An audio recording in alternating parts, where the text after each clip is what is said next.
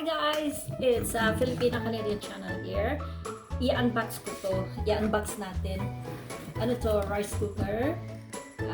Nasira na yung aming rice cooker. Ano pa yun? Lumang-luma na pero umanda. Okay pa rin kaso hindi ba naluluto yung kanin maigi? Para bang ano lang siya, bumubulag lang siya. Hindi ba masarap yung niluto na niya. So bumili kami ng bagong rice cooker. Ano siya, Master Chef. So, i-unbox natin guys.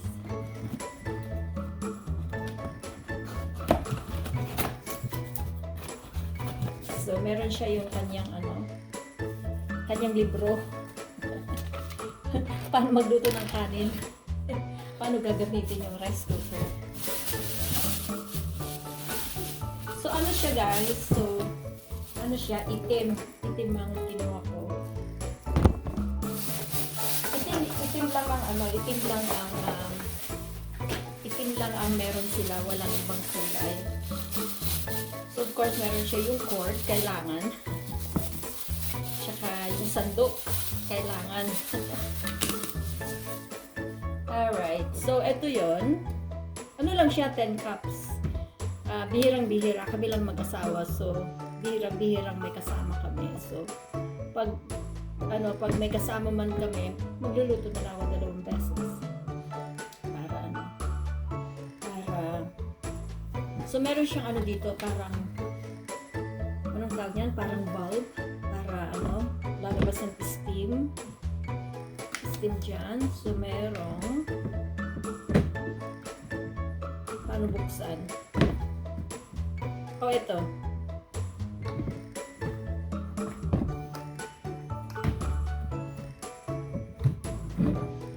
Saglit.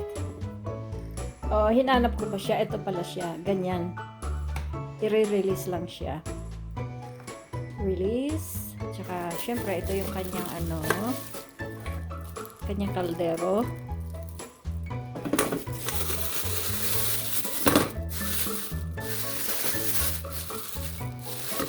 Yung usual, meron siyang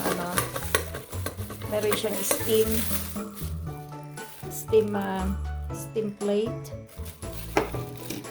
At saka yung hindi ko alam to sa Tagalog, measuring cup. At saka yung lalagyan ng sandok.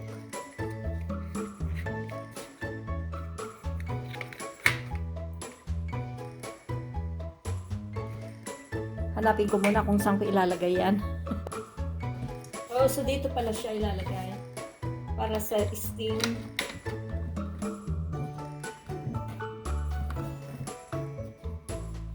Para sa steam ng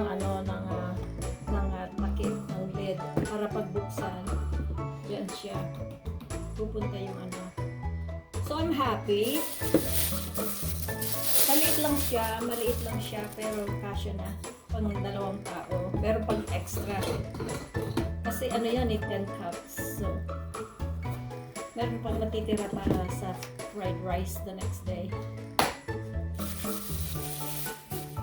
So I'm happy. I think I like it being black. Like it's nice and tidy. Yeah, so ayan, meron na kaming rice cooker. Nang isang araw wala, kaya nagluto ako, ginamit ko yung kaldero. So ayun, ang masarap nga lang pag magluto sa kaldero, masarap yung tutong. Pagka rice cooker, walang tutong. So, yun din ang advantages ng kaldero kasi may tutong. Iba talaga yung lasa ng tutong, Ibang, nakakamiss din.